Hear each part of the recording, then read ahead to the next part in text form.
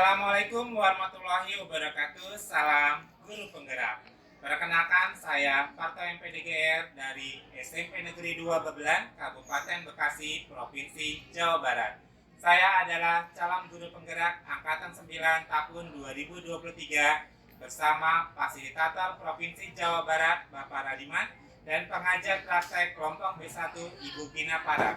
Pada kesempatan ini, saya akan menampilkan aksi nyata berdasarkan rancangan tindakan yang telah saya buat dengan judul Implementasi Budaya Positif di SMP Negeri 2 Babelan. Implementasi budaya positif dilatar belakangi oleh warga sekolah, baik guru, murid, dan staf sekolah yang belum memahami pentingnya menciptakan budaya positif di sekolah dengan menerapkan konsep-konsep inti seperti disiplin positif, motivasi perilaku manusia, hukuman dan penghargaan, posisi kontrol restitusi, keyakinan sekolah atau kelas, dan segitiga restitusi. Adapun tujuan yang ingin saya capai adalah 1. Meningkatkan kemampuan warga sekolah tentang budaya positif. 2. Mendorong murid untuk mengadopsi perilaku positif dan menghindari perilaku negatif.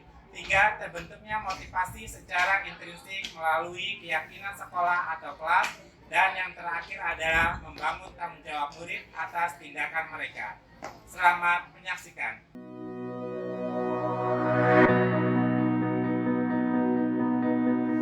I remember when we still one. Your love, your voice, and your bright eyes were together in this love. Promise real forever. And now you left me alone. 'Cause you find someone better. You went away with her. And one thing I know. You break my heart, break my heart, make me so down in a loneliness. You left me when I did, thought you were my blessing, being my prince, but I was wrong. Baby, you changed your thing into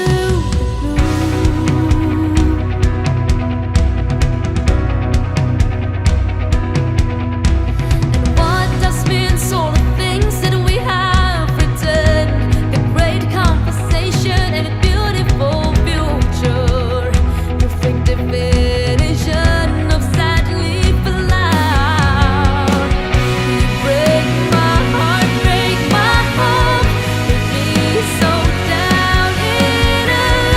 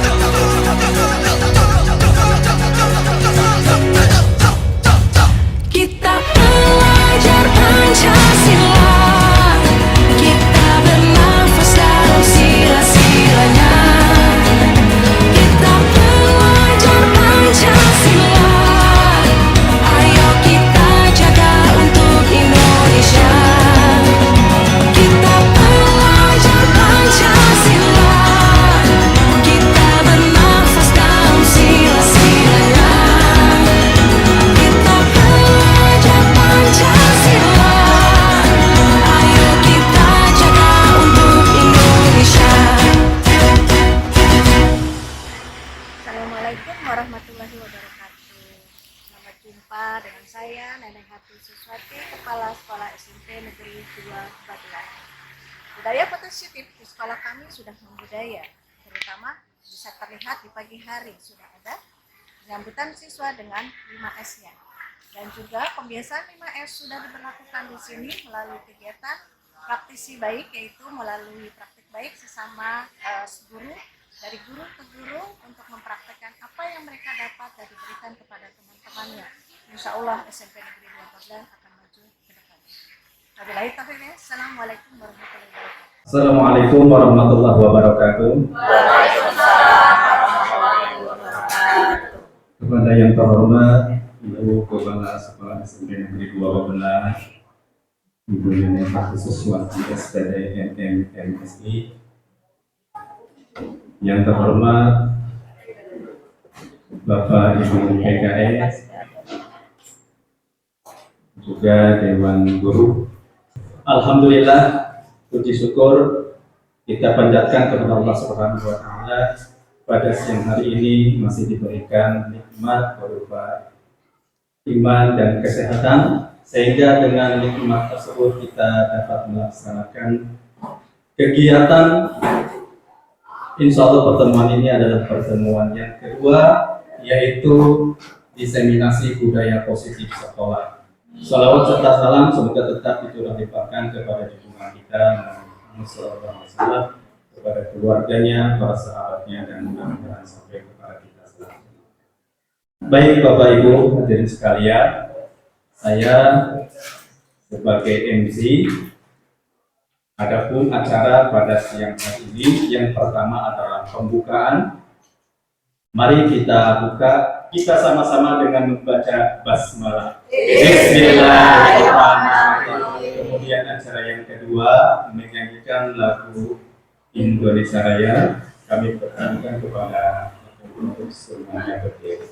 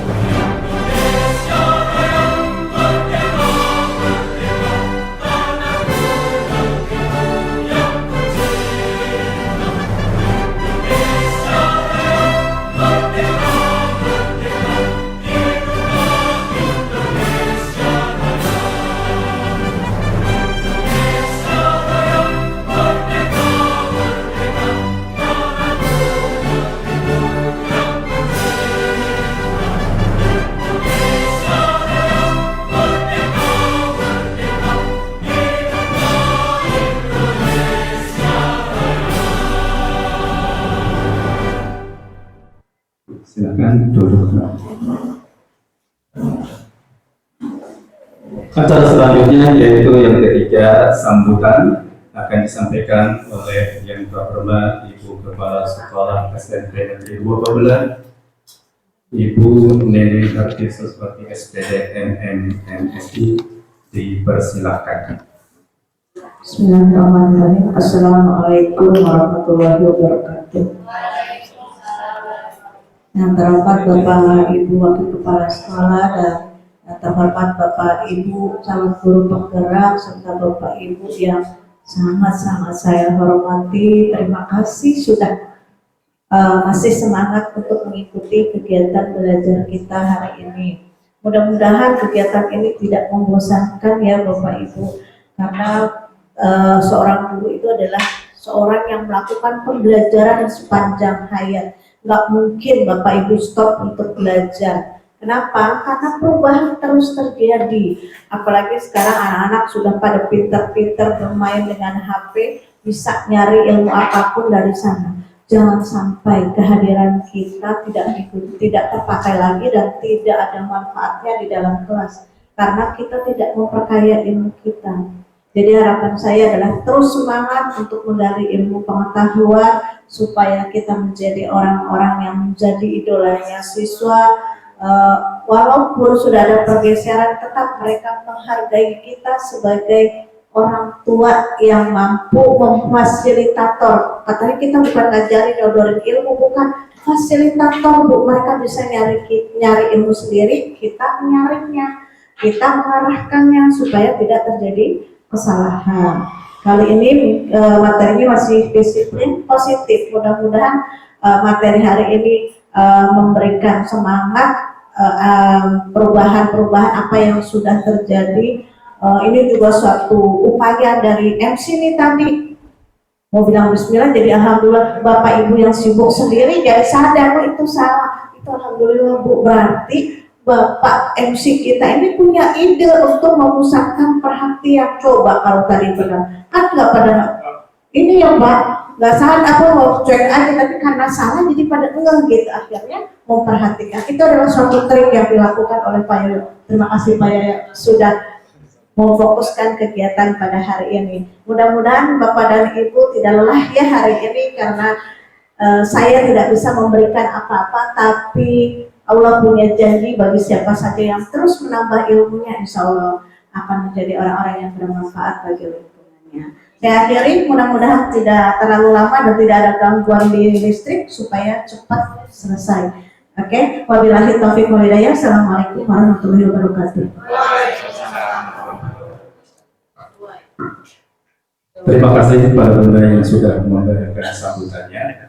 Selanjutnya acara yang keempat yaitu pemaparan materi tentang disiplin positif yang akan disampaikan oleh calon guru penggerak angkatan 9. Kepadanya dipersilahkan. Assalamualaikum warahmatullahi wabarakatuh. Selamat pagi.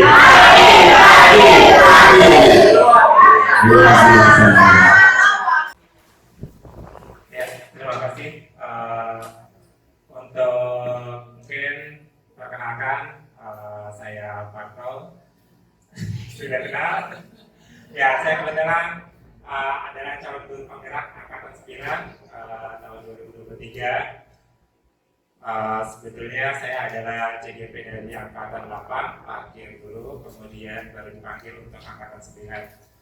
Ya, sama seperti teman-teman yang lainnya, saya memotivasi buat teman-teman lain mumpung masih ada kesempatan di angkatan 11, dan hari ini di tanggal 27 kayaknya terakhir untuk pengisian esai. Jadi selagi masih ada kesempatan, manfaatkan sebaik-baiknya. Oke, masih semangat Bapak Ibu? Kita ice breaking dulu kali ya, Pak Yoyo. Oke, kita ice breaking dulu. Bapak Ibu dipersilakan untuk berdiri dulu.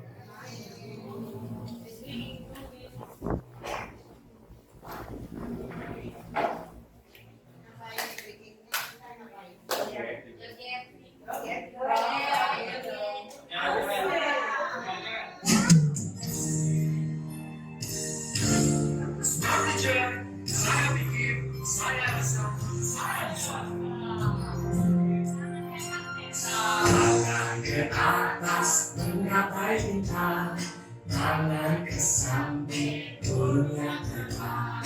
Tangan ke depan, dengan berenang. Duduk dan latih, siap berdoa. Takut tangan diputar. Luk, tangan ditutup. Kurang melihat, tangan putar. Kanan, kiri, atas, bawah. Jari kanan, satu jari kiri, menggabung menjadi dua. bawah, dua celana panjang, dua jari kanan, dua jari kiri, buka menjadi lompat, dua kamera juga, tiga jari kanan, tiga jari kiri, buka menjadi lompat, dua menara diri, empat jari kanan, empat jari kiri, buka menjadi lompat, dua kali kelinci, lima jari kanan, lima jari kiri, buka menjadi 10, siap berdoa. Anak muda dirasa aman, kreatif Indonesia. Semangat belajar ya. Baik, ya. Di sini saya sedikit memaparkan untuk budaya positif yang sudah saya pelajari di Guru Penggerak. Sebetulnya budaya positif ini secara tidak langsung kita sudah jalani ya Bapak Ibu. Keseharian kita dari awal kita pemberangkatan dari mahasiswa dengan kegiatan 5S itu adalah salah satu dari budaya positif yang kita lakukan. Kemudian sholat zuhur berjamaah, sholat Jumat, kemudian sholat duha, pembiasan baik. Kemudian pada saat di kelas sebelum kegiatan belajar, mengajar dan lain sebagainya, itu adalah sebuah budaya positif yang memang harus kita ciptakan terus-menerus.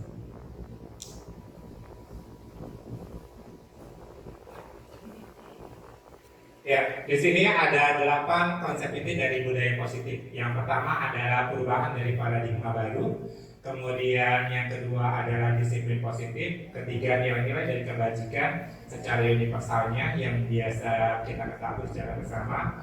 Kemudian yang keempat itu ada dari motivasi, hukuman, penghargaan dan juga penghargaan dan juga restitusi. Kemudian keyakinan kelas atau keyakinan sekolah yang mungkin kita akan bisa sepakati. Dan keenamnya itu adalah kebutuhan dasar manusia, di mana manusia memang memiliki beberapa kebutuhan dasar dan dunia yang berkualitas. Kemudian 5 posisi kontrol.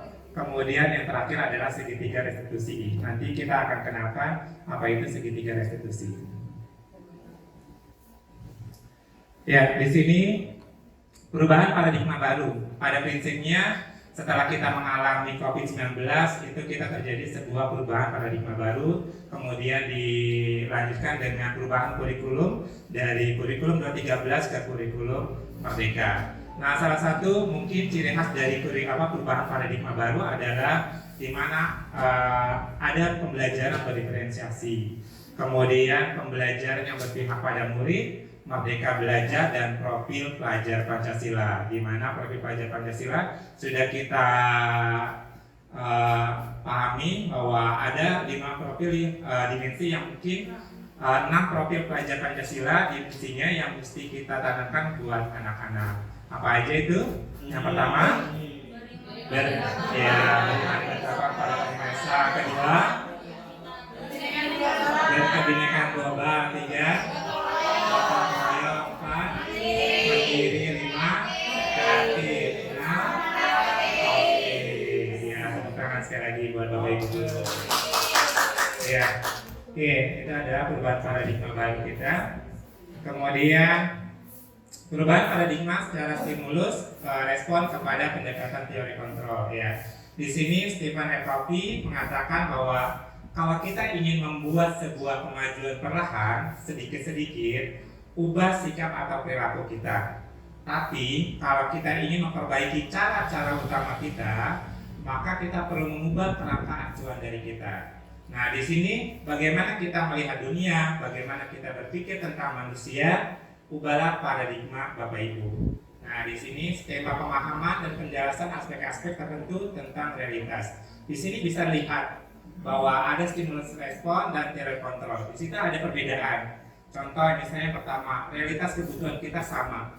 Kita ubah menjadi teori kontrol bahwa realitas kebutuhan kita itu berbeda. Mungkin pada saat di kelas kita menganggap kebutuhan siswa sama semuanya. Tapi ternyata kebutuhan siswa berbeda-beda. Siswa memiliki sebuah kepribadian yang unik. Nah, itu bisa terlihat.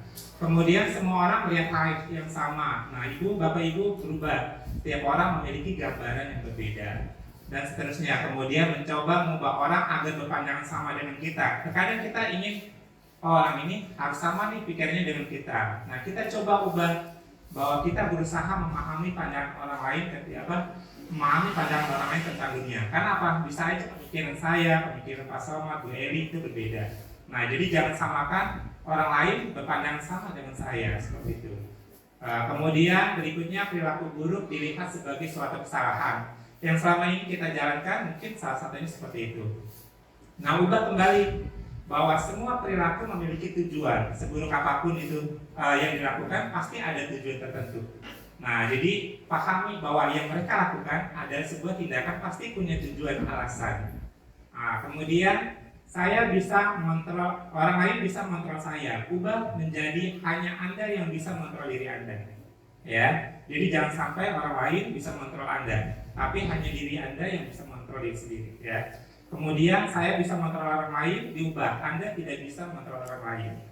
Kemudian pemaksaan ada pada saat rujukan gagal. Nah, di sini kita ubah kolaborasi dan konsensus menciptakan pilihan-pilihan baru.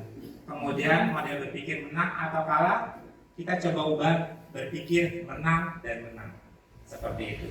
Nah, ini adalah perubahan paradigma stimulus respon kepada pendekatan teori kontrol.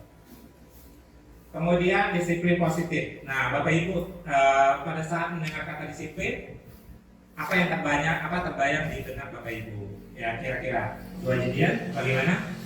Kira-kira pada saat ada kata-kata disiplin menurut Bu Hajidian? Tertib, oke. Sesuai dengan aturan, oke. Teratur, iya. Di sini kita udah sering mendengar kata-kata disiplin ya. Tadi udah dijelaskan aturan, ya sesuai dengan aturan. Nah, bisa dilihat bahwa makna disiplin ternyata sesuai tata tertib, teratur, dan kepatuhan kepada aturan. Nah, di sini bisa kita lihat bahwa disiplin itu dimaknai dengan menjadikan sesuatu yang dilakukan seorang pada orang lain untuk mendapat kepatuhan. Sesuai dengan Ki Hajar Dewantara, di mana ada kemerdekaan, di situ harus ada disiplin yang kuat. Nah, jadi jangan sampai istilahnya terus kalau misalnya disiplin yang kuat, di sini kalau misalnya sungguh pun itu disiplin bersifat self disiplin atau kita sendiri yang mewajibkan kita dengan sekeras-kerasnya, tapi kalau itu sama aja maka kita membutuhkan penguasa lain untuk mendisiplinkan diri kita. Artinya maksudnya gini, pada saat kita tidak bisa mendisiplinkan diri sendiri, mungkin kita butuh orang lain untuk mendisiplinkan diri kita. Nah, ini sesuai dengan apa yang dikatakan oleh Ki Hajar Dewantara. Dan peraturan yang demikian itu harus ada dalam suasana yang merdeka. Berarti harus punya kemerdekaan tersendiri. Oke, kemudian untuk disiplin positif itu ada hal-hal yang perlu dimaknai. Yang pertama, harus bisa bertanggung jawab. Kemudian ada nilai-nilai kebajikan dari universalnya. Dan terakhir, punya motivasi internalnya. Artinya di sini perilaku yang bertanggung jawab dan mengacu nilai-nilai kebajikan universal dan memiliki motivasi intrinsik dan bukan ekstrinsik. Jadi tidak berdasarkan motivasi saya melakukan disiplin ini karena ada motivasi tersendiri, misalnya ingin dapat penghargaan atau ingin dilihat baik oleh orang lain. Nah, itu masih terlihat motivasi di luar sana, bukan dari dalam diri sendiri. Nah, itu adalah makna dari disiplin positif. Terus tadi kan bahwa disiplin positif salah satunya harus ada nilai-nilai dari kebajikan. Nah, di sini apa itu nilai-nilai kebajikan? Sifat positif manusia yang merupakan tujuan mulia yang ingin dicapai setiap individu. Artinya ibaratnya memang nilai-nilai kebajikan ini yang memang secara universal yang kita ketahui secara bersama. Nah, di sini ada 6 institusi yang menyematkan untuk nilai-nilai kebajikan. Salah satunya dalam yang sudah kita biasa lakukan yaitu profil pelajar Pancasila, di mana beriman dan bertakwa itu adalah salah satu nilai kebajikan, mandiri, benar kritis, berkebinekaan global, gotong royong, dan kreatif. Kemudian menurut Ibo itu nilai kebajikan antara lain toleransi, rasa hormat, dan lain sebagainya. Kemudian menurut IHR ada cinta Tuhan, kemandirian, kejujuran, itu adalah sebuah nilai-nilai kebajikan. Jadi nilai kebajikan tidak hanya berada di profil pelajar Pancasila, tapi ada banyak sekali nilai-nilai kebajikan yang mungkin itu adalah tujuan yang mulia, ya. Kemudian ini juga ada lagi seperti petunjuk seumur hidup dan keterampilan hidup. Kemudian dari The Seven Essential itu ada empati, suara hati, kontrol diri, itu ada sebuah nilai kebajikan juga. Dan terakhir dari proyek nilai-nilai kebajikan, peduli, rajin, integritas, ini adalah sebuah nilai-nilai kebajikan yang mungkin perlu Bapak Ibu kita, ya secara tidak langsung kita sudah menerapkannya, tapi kita harus gali terus, kita tambahkan lagi, mungkin selama ini ada nilai-nilai kebajikan yang mungkin belum kita dapatkan seperti itu. Ya, oke.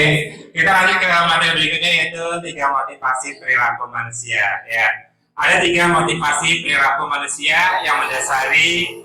Yang pertama itu adalah untuk menghindari ketidaknyamanan atau hukuman. Nah, di sini udah jelas ya bahwa ini adalah motivasi yang terendah. Karena apa? Kenapa disebut motivasi terendah? Karena dia perilaku manusia ini berusaha untuk menghindari ketidaknyamanan ataupun hukuman. Seperti kita kemarin, ibarat pada saat Bapak Ibu menggunakan helm, ya kan?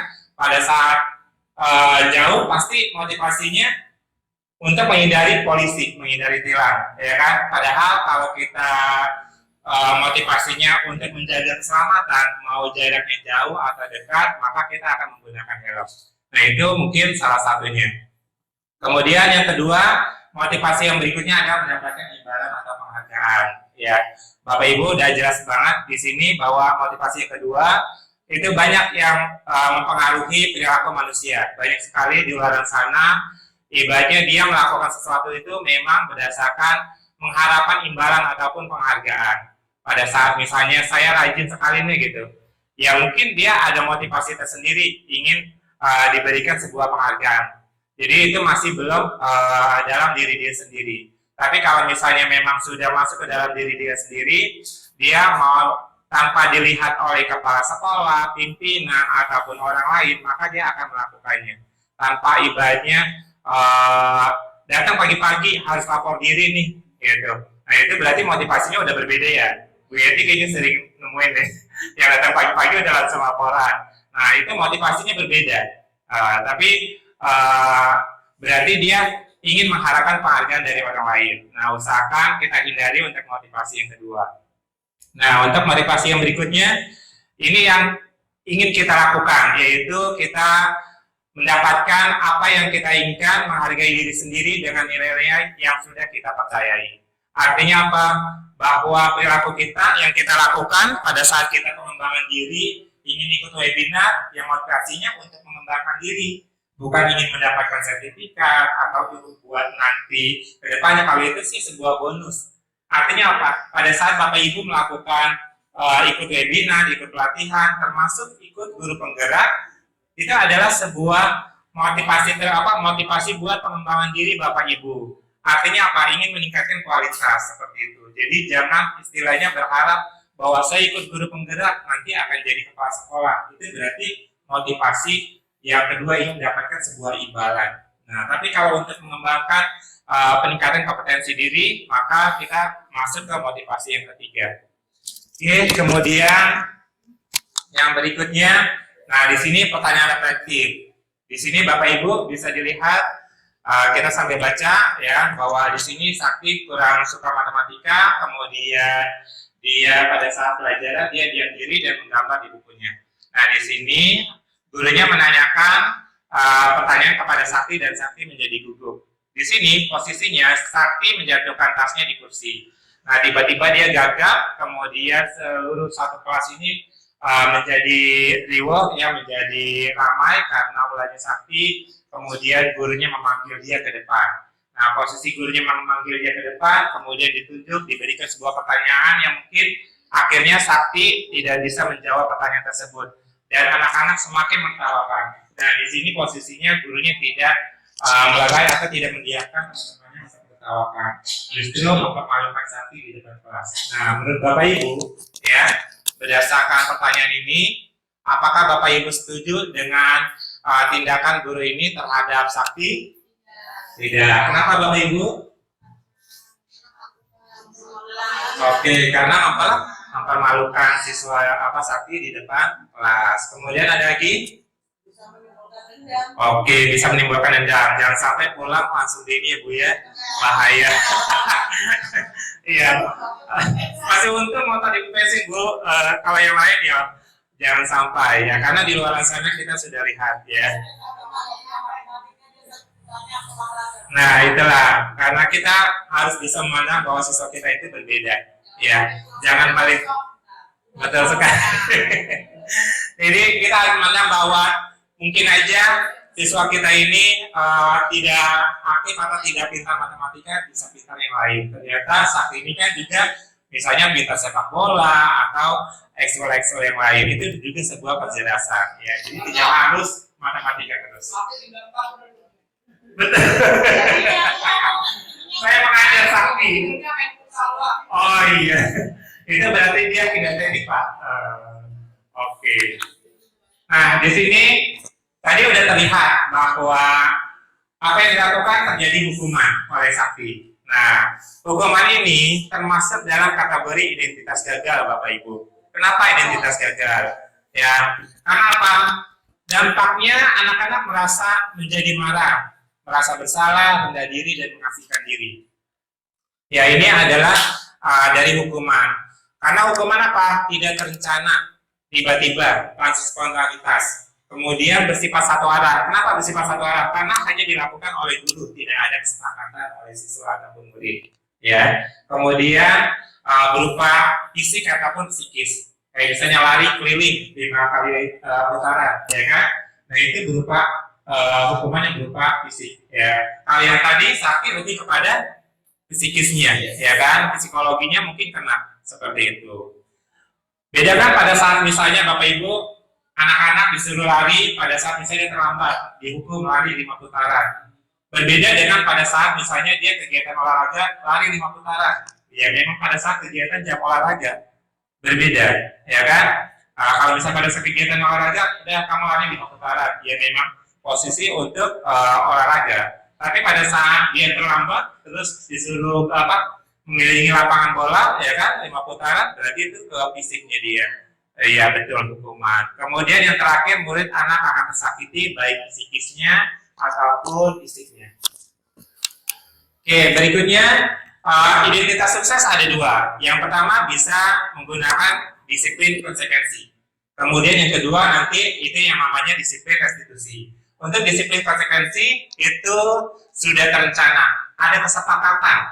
Artinya kesepakatan antara guru sama murid. Misalnya dalam kelas kita sepakat nih ya, kalau misalnya anak-anak ya, pada saat di kelas kalau misalnya berisik, maka hukumannya apa atau konsekuensinya apa? Atau misalnya di dalam kelas, ini kelas sudah bagus nih, pada saat ada yang mencoret-coret meja ataupun mencoret-coret tembok, konsekuensinya apa? Dia harus membersihkan. Nah, pada saat ada yang melakukan hal tersebut, maka dia harus menerima konsekuensinya. Misalnya temboknya menjadi rusak atau dicoret-coret, maka dia konsekuensinya dia harus menghapusnya atau mengecatnya. Nah, itu konsekuensi yang harus diterima. Kemudian sesuatu harus terjadi. Jadi karena apa? Udah disepakati dan harus terjadi. Misalnya ya yang tadi saya katakan, misalnya dia mencoret-coret tembok. Karena udah ada kesepakatan kalau coret tembok, maka harus mengecatnya. Jadi harus terjadi, dilakukan. Murid anak dibuat tidak nyaman. Kenapa? Karena dia merasa kayak semacam terkekang gitu ya. Terus berikutnya butuh monitoring dari guru. Tanpa kita sadari ya, konsekuensi ini memang butuh pantauan atau monitoring dari kita Bapak Ibu guru. Misalnya pada saat kita ada kesepakatan kelas, ya kan? Konsekuensinya berarti kita harus ada monitoringnya. Nah itu memang jadi belum tumbuh motivasi secara diri sendiri. Misalnya pada saat dia mencoret harusnya dia menumbuhkan bahwa ini adalah kebersihan. Artinya apa? Tanpa ada mau ada guru mau tidak, dia akan menjaga kebersihan. Nah itu jatuhnya ke motivasi diri sendiri internalnya. Tapi di sini konsekuensi butuh monitoring. Dampaknya kehilangan hak. Ya kehilangan hak. Contohnya apa tadi? Misalnya terlambat. Pada saat dia datang, kamu datang jam berapa? Jam 7.20. Sekarang harusnya masuk jam 7. Dia terlambat 20 menit. Karena dia terlambat 20 menit, konsekuensinya apa? dia harus diam di kelas selama jam istirahat, selama 20 menit. Berarti apa? Kehilangan hak dia untuk apa? Ya, untuk istirahat. Harusnya dia istirahat, tapi dia harus belajar. Nah, itu kehilangan haknya dia. Nah, kemudian waktu jeda seorang diri. Terus penahanan, detention. Bisa aja misalnya kita dilarang kan pada saat membawa HP. Terus ada siswa yang membawa HP. Konsekuensinya apa? Ada penahanan. Ya kan? Nah, itu salah satunya. Ini yang disebut dengan disiplin konsekuensi. Tapi dia termasuk dalam kategori disiplin sukses, ya. Kemudian disiplin restitusi. Nah, di sini disiplin restitusi, yang pertama restitusi ada sebuah pilihan. Kemudian murid anak dapat penguatan. Artinya apa? Pada saat misalnya kita mencoret-coret, anak-anak mencoret-coret, kita coba restitusi. Kalau mencoret-coret, ya sebetulnya itu lebih kemana? Kebersihan. Berarti pada saat misalnya kelas bersih, kelas bagus, apa yang terjadi? Dia belajarnya menjadi nyaman, aman, betah di kelas. Ya kan? Mungkin aja Bapak Ibu, mohon kita koreksi diri sendiri ya. Mungkin pada saat anak-anak banyak yang keluar di luar ruangan, mungkin di dalamnya nggak nyaman. Ya kan? Bisa aja kelasnya kotor, ya kan? Bau, atau misalnya banyak sampah, banyak coret-coretan, sehingga dia nggak nyaman di dalam kelas. Tapi kalau kelasnya bersih, ya kan? Maka dia akan nyaman di dalam kelas. Kemudian murid jadi lebih bertanggung jawab. Nah, ini untuk disiplin restitusi. Kemudian mendorong disiplin positif, dampaknya apa? Dampaknya anak-anak tidak kehilangan waktu, bersemangat memperbaiki diri. Nah, ini udah jelas untuk disiplin restitusinya. Oke, hukuman konsekuensi. Mencatat 100 kali di buku kalimat, apa Bapak Ibu? Konsekuensi. Ya, kenapa konsekuensi? Kenapa Bu? Oke, karena udah ada kesepakatan. Iya, terima kasih. Kemudian yang berikutnya, lari main lapangan basket 2 kali selama sekolah. Hukuman. Kenapa hukuman? Tidak ada kesepakatan. Terus apa lagi? Tiba-tiba, tidak terencana. Oke. Yang berikutnya, bersihkan coretan di meja tulis. Konsekuensi. Kenapa? Ya, ada kesepakatan. Mungkin antara siswa dan wali kelas, ya kan, dengan Bapak Ibu guru. Nah, jadi bisa terlihat perbedaan antara hukuman dan konsekuensi. Ya, Bapak Ibu. Oke, kita lanjut lagi. Di sini dihukum oleh penghargaan. Ya, mungkin selama ini kita sering pada saat mengajar memberikan sebuah penghargaan, reward. Nah, secara tidak langsung penghargaan ini menghukum anak-anak. Ya, kenapa? Di sini mungkin salah satu dari pendapat dari artikel, pada saat kita berulang kali menjanjikan hadiah kepada anak-anak agar berperilaku bertanggung jawab, maka ya atau kepada seorang murid agar mempelajari sesuatu yang baru, atau kepada seorang karyawan untuk bekerja secara berkualitas, maka kita sedang berasumsi mereka tidak dapat melakukannya atau mereka tidak memilih untuk melakukannya. Nah, ini di sini hati-hati ya Bapak Ibu. Jadi kita hindari untuk penghargaan. Yang kenapa? Karena di sini bisa terlihat bahwa penghargaan satu ya itu bisa berpengaruh pada jangka pendek dan jangka panjang. Kemudian tidak efektif. Kenapa? Karena dia motivasinya untuk mendapatkan penghargaan, ya bukan kepada diri sendiri. Terus bisa merusak hubungan yang tadi saya bilang. Bisa aja pada saat nanti kalau juara 1, ya kan yang ranking 1, dia akan mendapatkan hadiah, sehingga apa? Yang tidak mendapatkan hadiah, ya dia tidak dapat ranking, maka dia tidak akan mendapatkan hadiah. Kemudian karena yang mungkin dia pasti udah sering ranking 1 terus, gitu kan? Yang tidak pernah ranking 1, secara tidak langsung terjadilah diskriminasi atau ibaratnya dia menjadi iri terhadap temannya, sehingga merusak hubungan, ya. Kemudian mengurangi ketepatan, menurunkan kualitas, kreativitas. Kemudian penghargaan hukum dan motivasi dari dalam diri. Ya, di sini secara tidak langsung penghargaan dia ada motivasi dari dalam dirinya untuk mendapatkan sesuatu yang ingin diharapkan. Secara ideal, proses pembelajaran adalah penghargaan yang sesungguhnya. Jadi, Bapak Ibu, kita camkan, kita tekankan kepada anak-anak, belajarlah kepada anak-anak untuk ibaratnya apa yang mereka cari. Karena apa?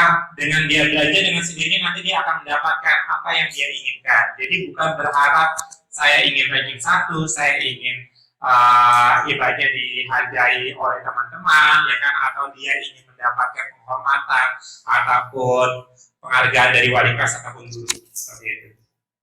Oke, kita lanjut lagi Bapak Ibu. Kita fokus untuk keyakinan sekolah atau kelas. Nah, di sini suatu keyakinan itu adalah sebuah nilai-nilai kebajikan universal yang disepakati secara tersirat ataupun tersurat, lepas dari latar belakang suku, agama, negara, bahasa, ya.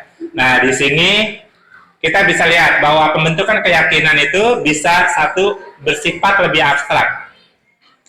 Ya, berbeda keyakinan dengan peraturan, ya Bapak Ibu. Jadi pertama, untuk pembentukan keyakinan bagaimana? Dia bersifat lebih abstrak, berupa pernyataan-pernyataan universal, ya. Artinya apa? Secara umum, ya. Kemudian bentuknya positif dan dapat diterapkan, ya. Jadi jangan sampai kita buat keyakinan kelas tapi tidak bisa diterapkan. Kemudian tidak banyak, ya, artinya jangan sampai bikin keyakinan kelas nih banyak gitu, ya, sehingga tidak mudah diingat dan tidak dipahami. Lebih baik tidak terlalu banyak, sedikit aja, kemudian mudah diingat dan dipahami, ya. Terus semua warga kelas ikut berkontribusi. Artinya apa? Misalnya Bapak Ibu ada keyakinan kelas nih, misalkan kita buat keyakinan kelas.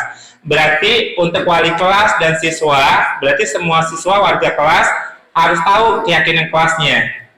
Kemudian bersedia meninjau kembali. Kalau misalnya ada keyakinan yang mungkin tidak relevan atau sudah tidak bagus lagi atau ada yang perlu ditambahkan, silakan. Jadi bisa ditinjau kembali. Contohnya seperti apa? Nah, ini mungkin salah satu contoh dari keyakinan kelas 1 misalkan. Setiap anggota kelas perlu belajar. Kemudian setiap anggota kelas perlu senang, ya. Setiap anggota kelas perlu melakukan tugas. Setiap anggota kelas perlu saling menghargai.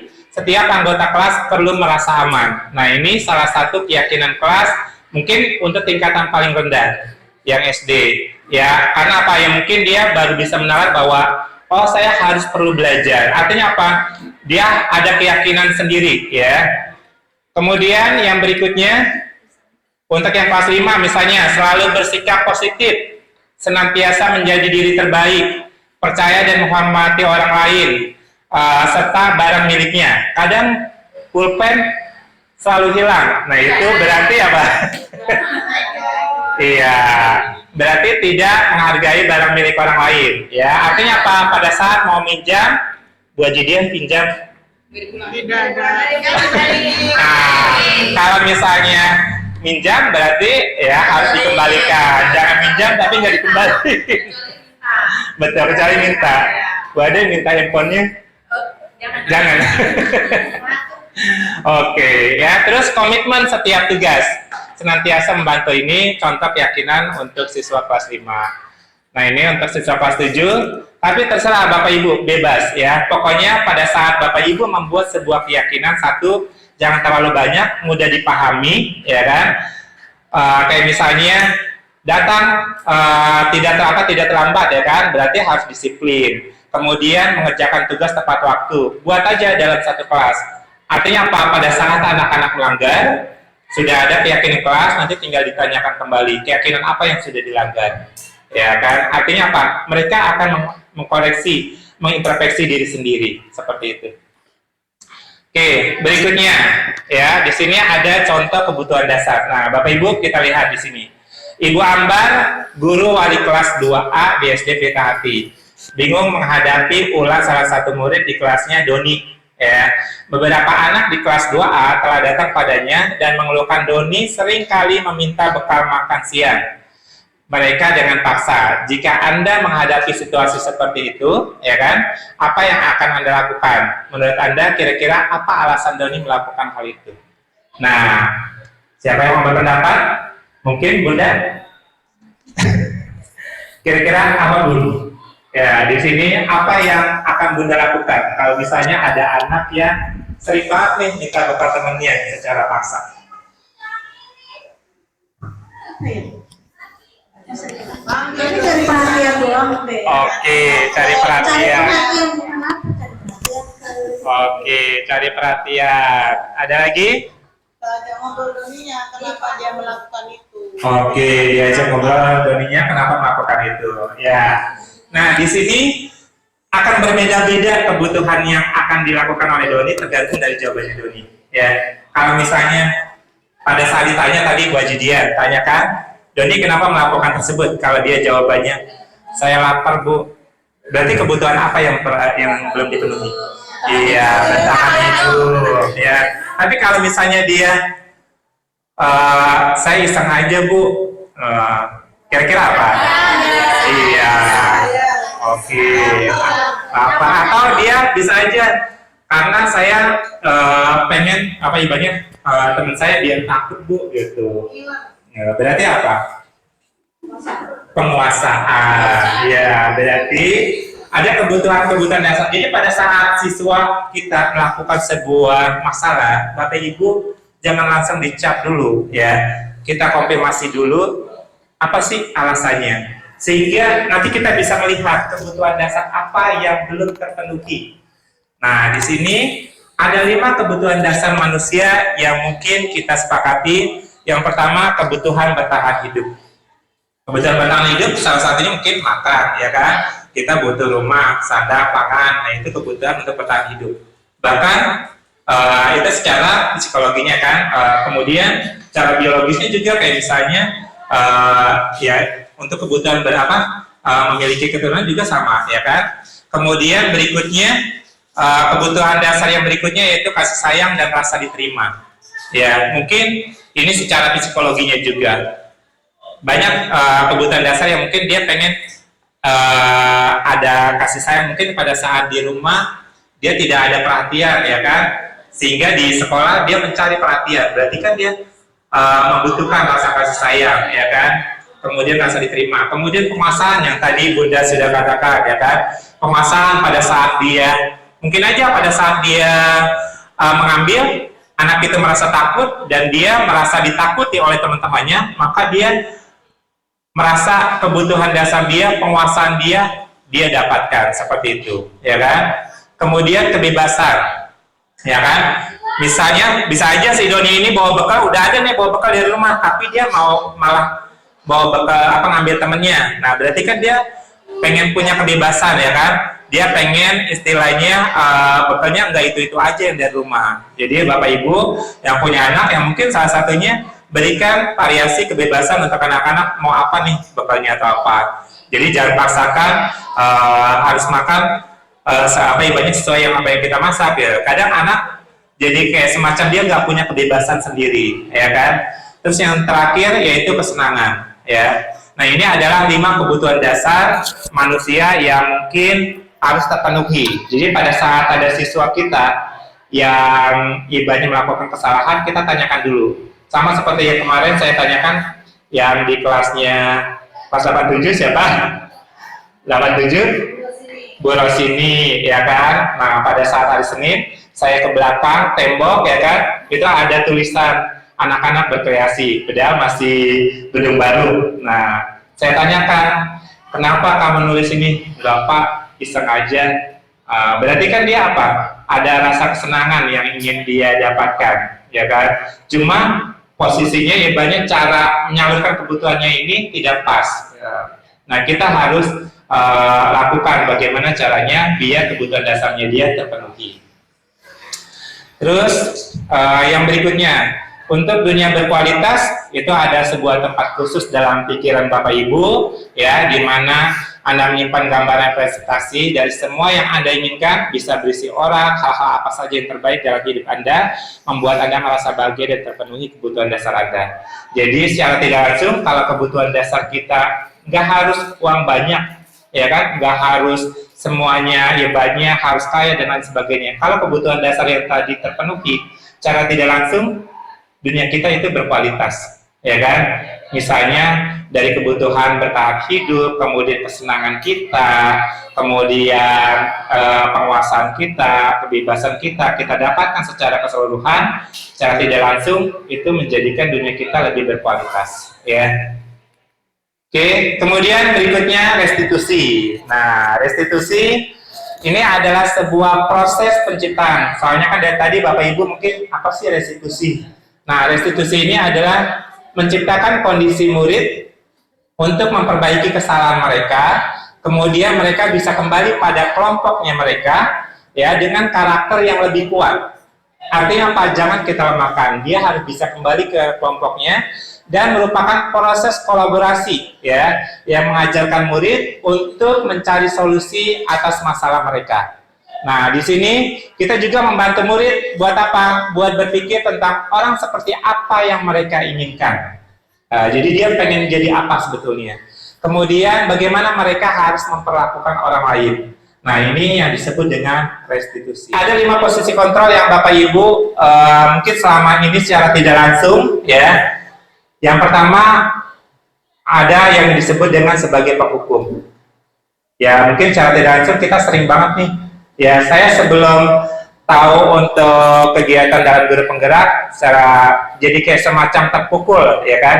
Wah, ternyata selama ini saya masih berada di posisi apa nih? Apakah sebagai penghukum, pembuat merasa bersalah, apakah saya sebagai teman, atau pemantau, atau sebagai manajer? Nah, 5 posisi kontrol ini, dari yang paling rendah sebagai penghukum, diusahakan Bapak Ibu bisa menjadi posisi kontrolnya itu sebagai manajer.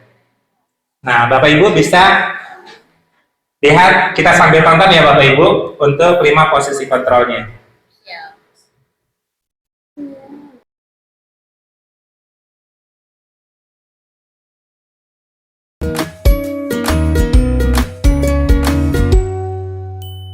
Salam bahagia Ibu dan Bapak guru hebat.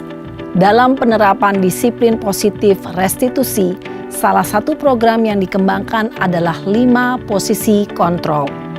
5 posisi kontrol dalam restitusi adalah proses perjalanan seorang pendidik agar dapat mengenali dirinya. Pada video kali ini, kita akan membahas tentang 5 posisi kontrol yang dikembangkan oleh Diane Goosen dan contoh penerapannya.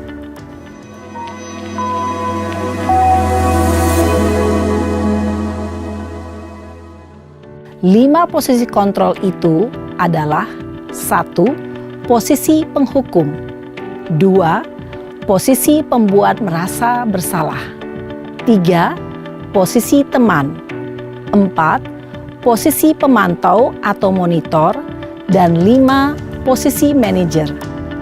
Untuk lebih memahami kelima posisi tersebut, mari kita saksikan kasus Naren yang terlambat hadir 20 menit di sekolah dan melihat bagaimana kelima posisi kontrol dalam menghadapi masalah tersebut.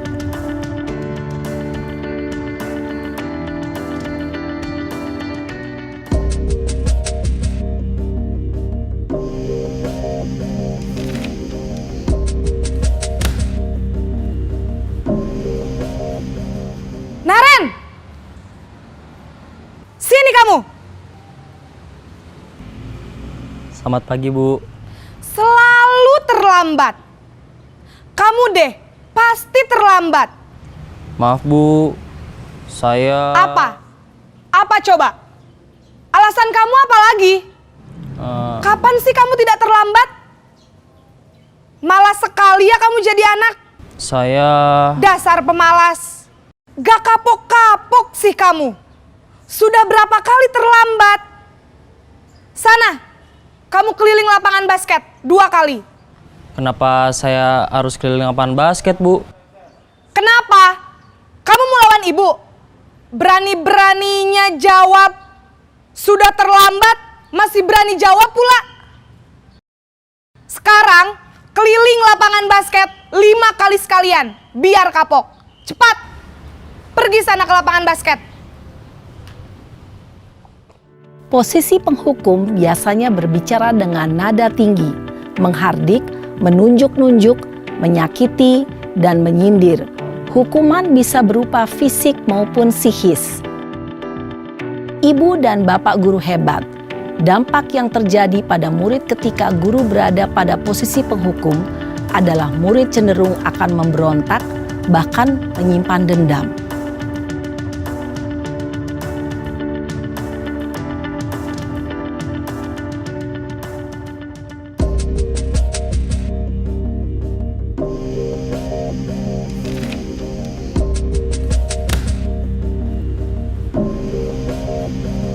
Naren!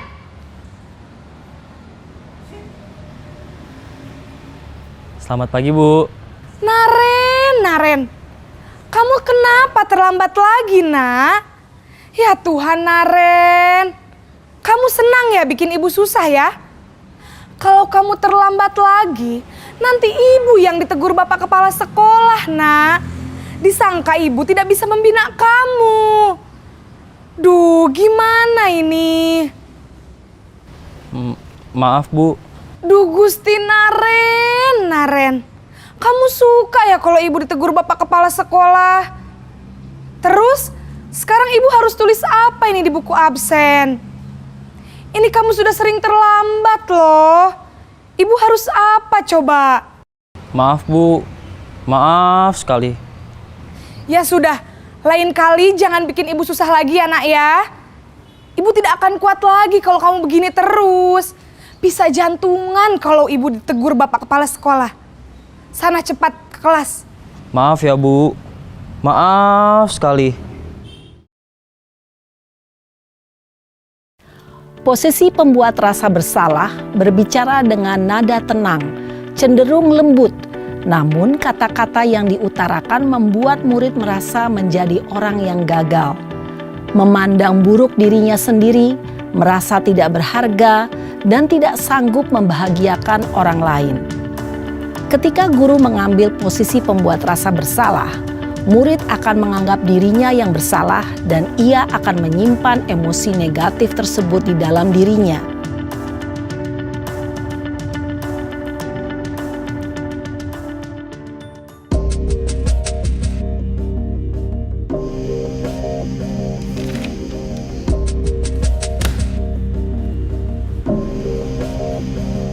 Naren!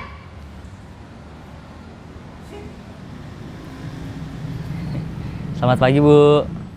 Wah, sudah jam berapa ini, Nak? Terlambat lagi ya, sayang. Iya, Bu. Habis ibu saya lupa bangunkan saya, Bu. Kamu malah menyalahkan ibu kamu. Kamu bukannya anak yang larinya paling kenceng.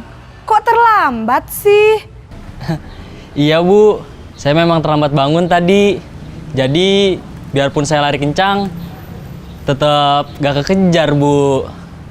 Ya sudah sana, nanti lain kali larinya lebih kenceng lagi ya. Biar gak terlambat lagi. Bikin seneng ibu, demi ibu. Bisa kan? Bisa lah, Bu. Ya sudah sana masuk kelas. Ibu beresin urusan absen kamu. Kamu ini ada-ada saja. Dalam posisi teman, guru berbicara dengan nada suara ramah, akrab, cenderung bersenda gurau untuk menjaga suasana tetap santai. Murid akan merasa senang, aman, dan akrab dengan guru. Identitas yang tercipta adalah identitas sukses atau berhasil. Namun, perlu diingat, karena ini masih dorongan eksternal, maka ada faktor ketergantungan dari murid kepada orang tertentu. Di sini guru absennya, sehingga di lain waktu murid bisa berperilaku baik, namun hanya kepada orang-orang tertentu saja.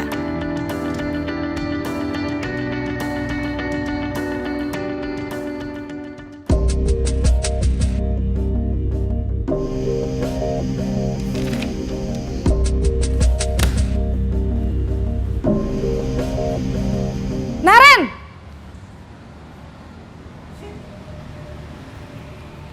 Selamat pagi, Bu. Naren, apa peraturan sekolah kita tentang jam berapa kita harus masuk sekolah, Nak? Kita harus di sekolah jam 7, Bu. Iya betul, sekarang sudah jam 7.20. Naren sudah tahu konsekuensinya jika terlambat hadir. Paham, Bu. Saya harus tinggal kelas pas jam istirahat. selama 20 menit. Iya benar, konsekuensinya demikian. Jadi nanti jam 9.30 pas istirahat, kamu harus tinggal di kelas, kerjakan tugas tambahan untuk ketertinggalan kamu, ya? Baik, Bu. Posisi pemantau mengandalkan penghitungan atau data untuk mengontrol murid. Guru mengarahkan murid berdasarkan peraturan dan konsekuensi. Seorang pemantau menunjukkan bahasa tubuh dan ekspresi wajah yang datar dan cenderung formal.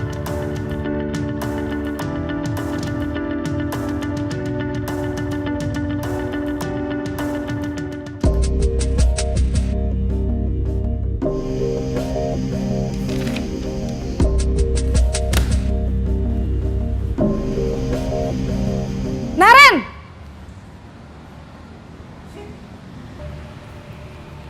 Selamat pagi, Bu.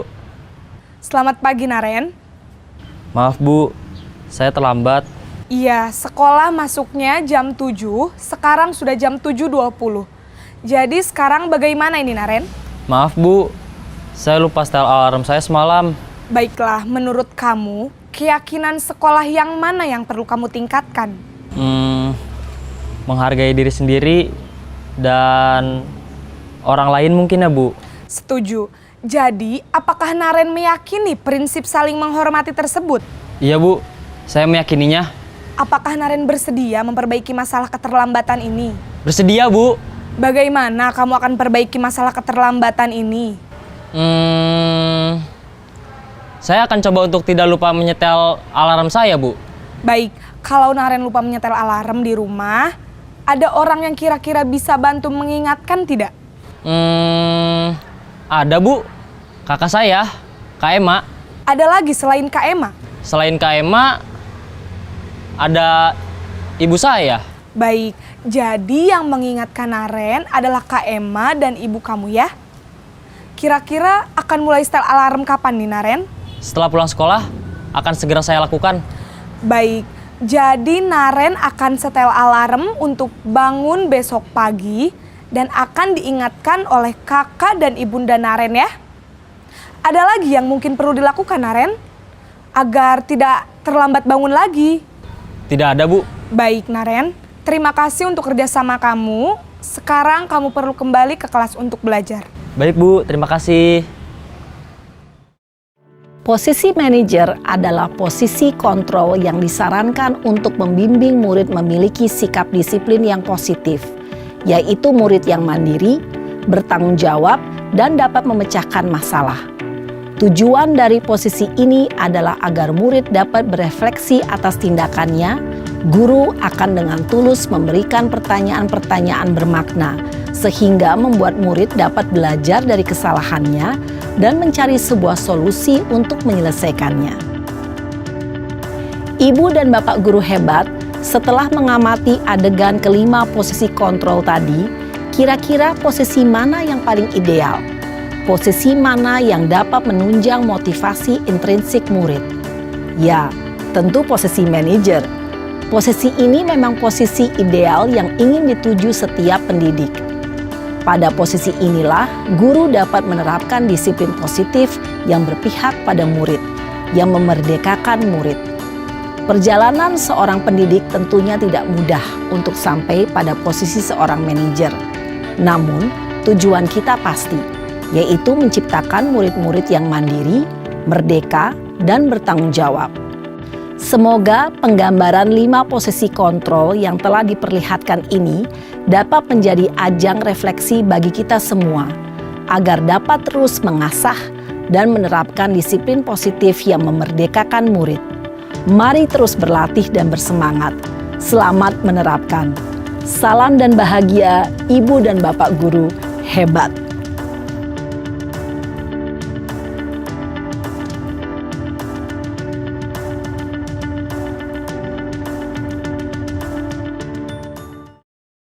Bagaimana Bapak Ibu? Sudah bisa merefleksi diri sendiri? Oh, ternyata saya selama ini berada di posisi mana nih gitu.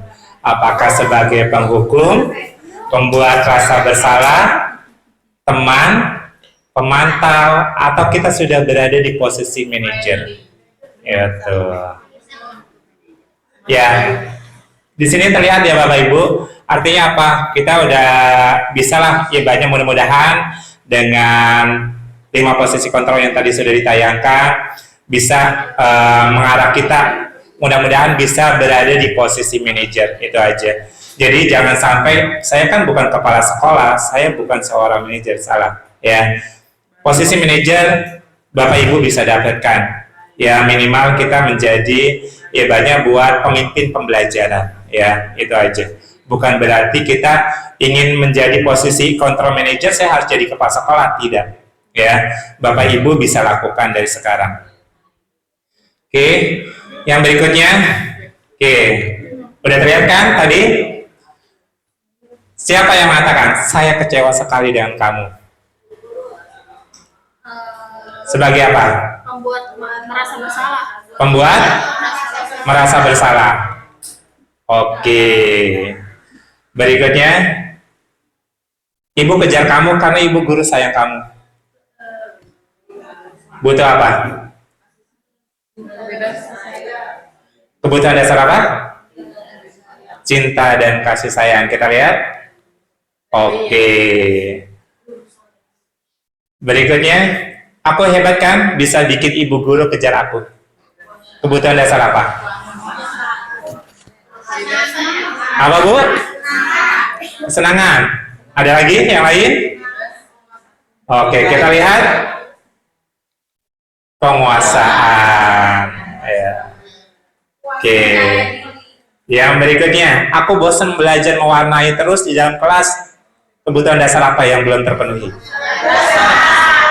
Oke, kebebasan. Ya, berarti Bapak Ibu sudah bisa melihat untuk yang tadi ya, kebutuhan dasar apa yang belum terpenuhi, terus sebagai posisi apa, apakah sebagai penghukum, pembuat rasa bersalah, pemantau, teman, atau sebagai manajer. Nah, di situ. Kemudian kita lanjut lagi untuk penerapan segitiga restitusi. Segitiga restitusi ada 3 sisi yang perlu Bapak Ibu ketahui. Yang pertama itu adalah menstabilkan identitas. Kemudian yang kedua memvalidasi, ya, memvalidasi tindakan yang salah. Kemudian yang ketiga adalah menanyakan keyakinan.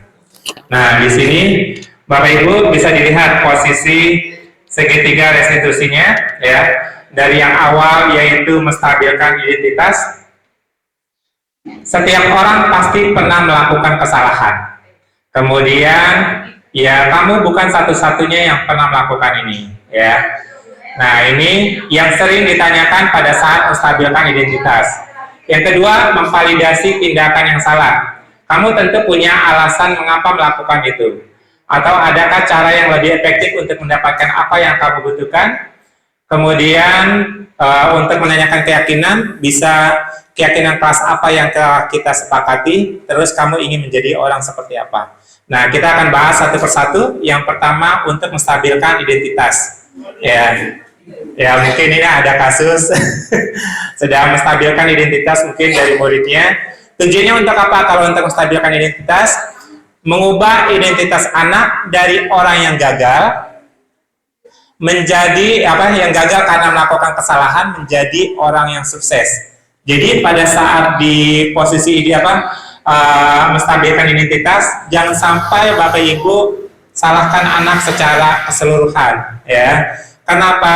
Kita yakinkan, ya, kita ubah posisi dia dari awalnya dia melakukan sebuah kesalahan, dia bisa kok menjadi orang yang sukses, dia bisa memperbaikinya, gitu, ya. Terus pertanyaan-pertanyaan yang sering muncul itu biasanya apa? Biasanya terlihat ciri khasnya seperti ini.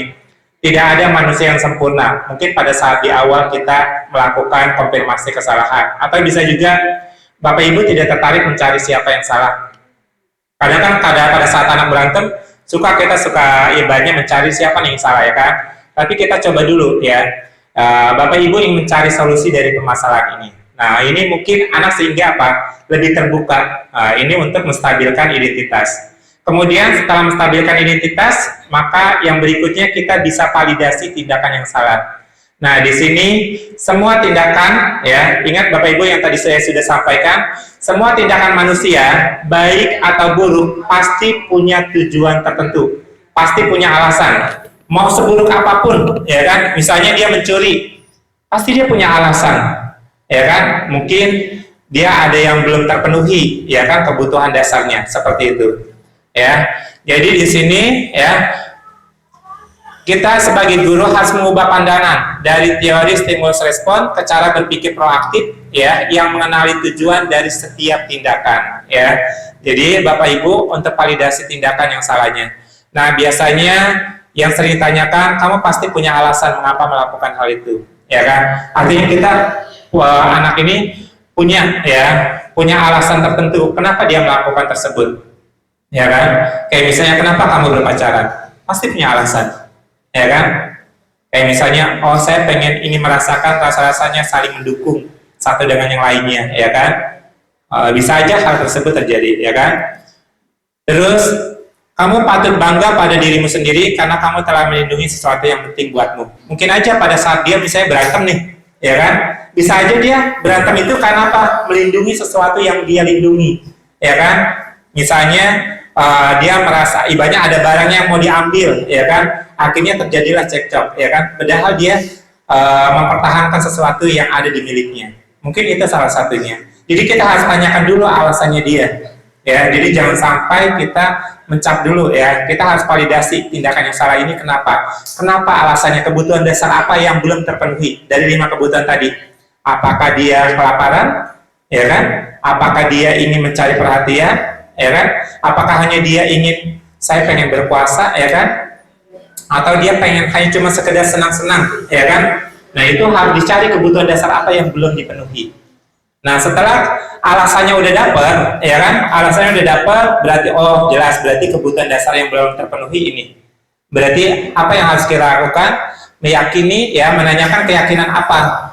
Nah, setelah ketahuan, ya kan, kesalahan alasannya dia, kita tanyakan, ya kan?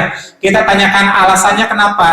Setelah identitas suksesnya telah tercapai, langkah 1 yang tadi, kemudian validasi tindakan yang salah juga sudah kita laksanakan, maka anak bisa dihubungkan dengan nilai-nilai yang sudah dipercaya. Keyakinan yang tadi di awal kita buat, keyakinan kelas ataupun sekolah yang sudah disepakati, ya, sehingga bisa berpindah menjadi orang yang dia inginkan, ya. Jadi Bapak Ibu bisa tanyakan, ya kan, keyakinan apa yang sudah dilanggar. Misalnya tadi kemarin, kira-kira apa yang sudah kamu langgar? Ya Pak, mencoret-coret kebersihan, ya kan? Nah, seperti itu. Atau mungkin ini salah satu sampel, Repan pada saat kegiatan orasi OSIS dia tidak mau naik. Saya tanya kenapa? Malu Pak, tidak percaya diri, ya kan? Nah, kita coba tanyakan, berarti kan keyakinannya dia kurang percaya diri, ya kan? Nah, kita tanyakan, kamu pasti bisa, ya kan? Nah, artinya apa? Dia meluangkan, menanyakan, memberikan peluang sendiri. Memberikan kenapa dia tidak melakukan tersebut, dia tidak naik ke atas panggung dan lain sebagainya, kayak gitu, ya. Oke, sampai sini Bapak Ibu untuk keyakinan kelas. Mungkin kalau misalnya nanti ada yang mau ditanyakan, saya kembalikan dulu ke MC, ya. Nanti kalau ada yang ditanyakan, Bapak Ibu bisa angkat tangannya. Terima kasih. Baik, terima kasih. Ada lagi atau mungkin ada? Baik, Bunda. Ya,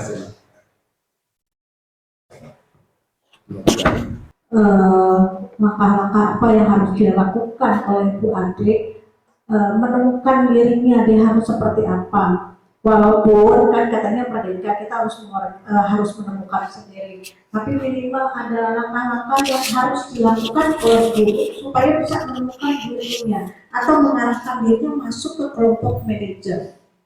Mungkin yang kalau di rapat pendidikan kita, di rapat pendidikan SMP 12 kan kita katanya masih kurang dalam refleksi di Bode.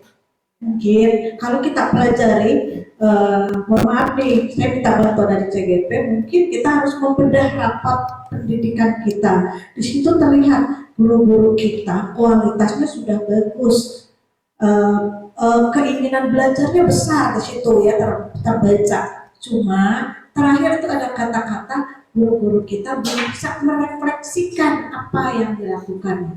Padahal setelah merefleksi kita akan tahu.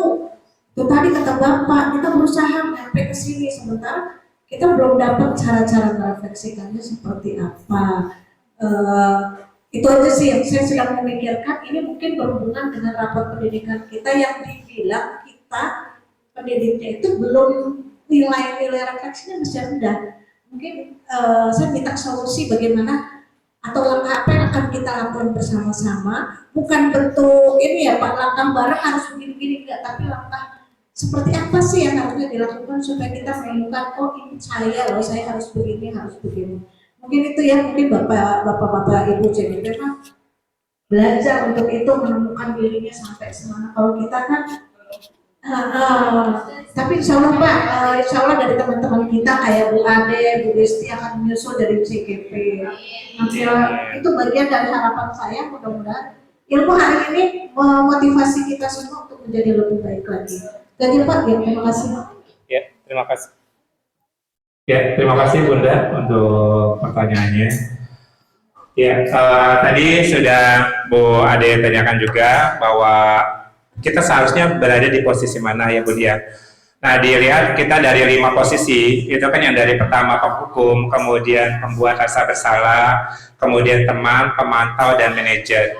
2 yang pertama itu menjadikan siswa itu identitasnya gagal, yaitu sebagai penghukum dan pembuat rasa bersalah. Kenapa?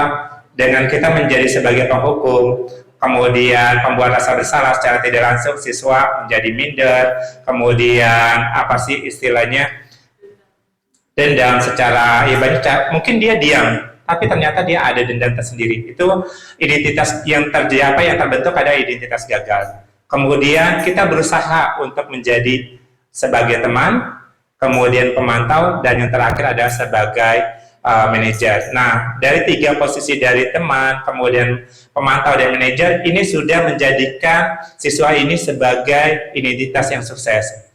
Mungkin secara tidak langsung teman ya, ibaratnya dia termotivasi kalau ada kita rajin belajar. Mungkin masih istilahnya motivasinya masih motivasi luar, tapi secara tidak langsung identitas yang dia bangun itu identitas sukses. Stimulusnya hebatnya. Jadi secara tidak langsung itu identitas sukses. Kemudian pemantau juga sama. Itu menjadikan secara tidak langsung anak-anak ibaratnya menjadikan dia yang dari awalnya gagal jadi sukses. Apalagi di posisi manajer. Ya memang secara tidak langsung kita berharap semuanya berada di posisi manajer. Dan salah satunya, kita harus bisa menjadi teman buat anak-anak, tapi kita beralih lagi menjadi sebagai pemantau, kemudian lanjut lagi kita sebagai manajer, seperti itu. Mungkin bertahap kali.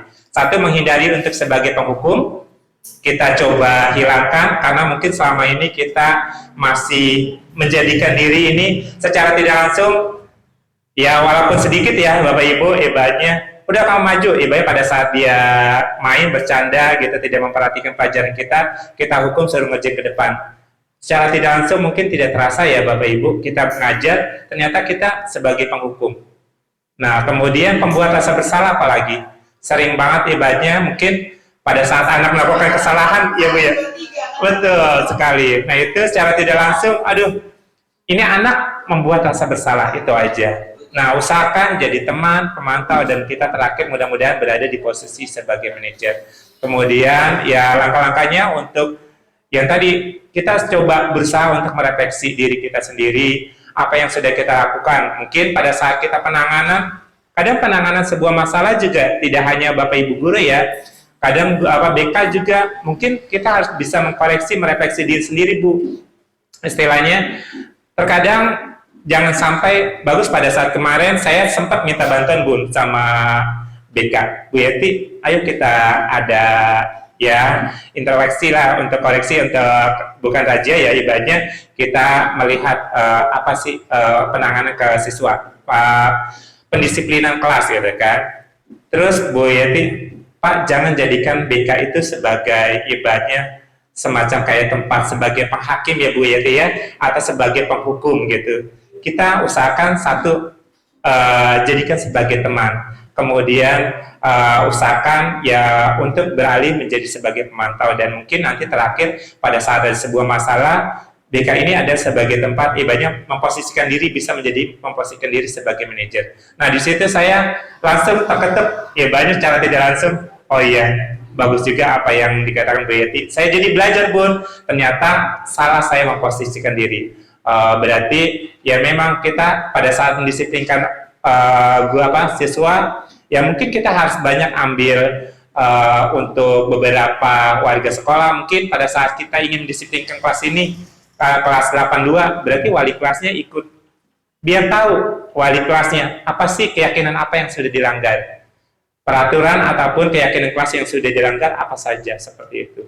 Kemudian kita refleksi, kira-kira apa nih kelasnya, kenapa nih bisa kotor dan lain sebagainya, berarti kan harus direfleksikan kembali.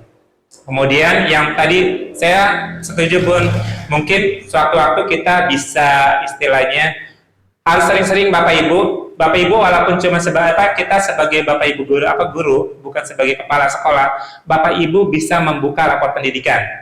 Ya, Bapak Ibu bisa membuka rapor pendidikan. Pokoknya selama masih terdata sebagai guru SMP Negeri 2 Babelan, maka Bapak Ibu bisa membuka platform untuk rapor pendidikan. Ya, Bapak Ibu bisa lihat, eksplorasi. Di situ nilai kita yang kurang apa? Yang tadi oleh Ibu Kepala Sekolah katakan bahwa kita memang kurang direfleksi.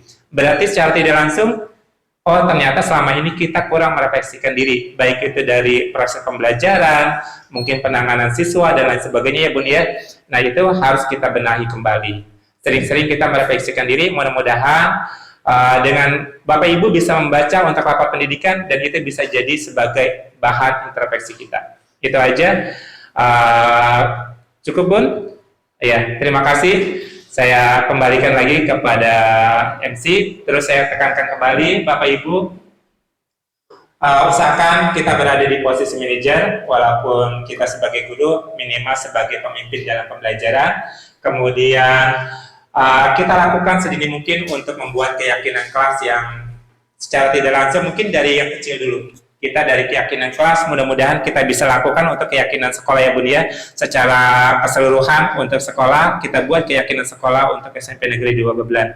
Terus dibiasakan kita untuk melakukan pada saat penanganan sekolah menggunakan segitiga restitusi, di mana Bapak Ibu satu bisa menstabilkan identitas dulu, kemudian memvalidasi kesalahan atas tindakan tersebut, kemudian yang ketiga adalah menanyakan keyakinan. Mudah-mudahan itu bisa menjadi solusi dan anak dari awalnya identitas gagal bisa menjadi identitas sukses. Seperti itu. Terima kasih. Saya akhiri. Wabillahi taufiq wal hidayah. Wassalamualaikum warahmatullahi wabarakatuh. Ada yang tambahkan, Pak? Cukup. Atau barangkali ada yang bertanya lagi? Oh, masih ada, Pak. Assalamualaikum warahmatullahi wabarakatuh. Ini bukan pertanyaan, hanya sebagai apa ya? Ini apa intuisi atau apa ya? Dari pertama tadi sampai dengan selesai dengan judulnya yaitu disiplin positif, ya. Yang dilihat tadi kita kembali kepada yang sinaren tadi dari pertama sampai kelima. Itu adalah kita sepertinya mendisiplinkan positif kuncinya kepada diri kita. Harus banyak mengontrol pada guru, terutama kontrol pada diri kita, mendisiplin positif terhadap diri kita, terhadap siswa dengan cara yang manajer tadi itu. Ya, jadi seperti karena tiap tahun itu tadi ya yang namanya paradigma ada perubahan, tiap tahun berbeda, selalu berbeda. Kalau kita tekadkan kepada disiplin positif baik ke siswa ataupun diri kita sendiri, kita lihat dari diri kita. Jadi di sini kuncinya adalah kontrol diri yang ditekankan kepada diri kita sebagai pendidik. Itu aja. Billahi taufiq wal hidayah. Wassalamualaikum warahmatullahi wabarakatuh. Ya, waalaikumsalam warahmatullahi wabarakatuh. Ya, terima kasih pada Bu Siti Wadijah. untuk refleksinya pada hari ini. Saya kembalikan kepada MC. Pak Yoyo. Terima kasih Bapak Ibu. Alhamdulillah acara atau kegiatan yang pada sore ini telah selesai. Mari kita sama-sama tutup acara ini dengan membaca Alhamdulillah. Alhamdulillah. Mohon maaf bila saya banyak salah kata. Assalamualaikum warahmatullahi wabarakatuh. Waalaikumsalam warahmatullahi wabarakatuh.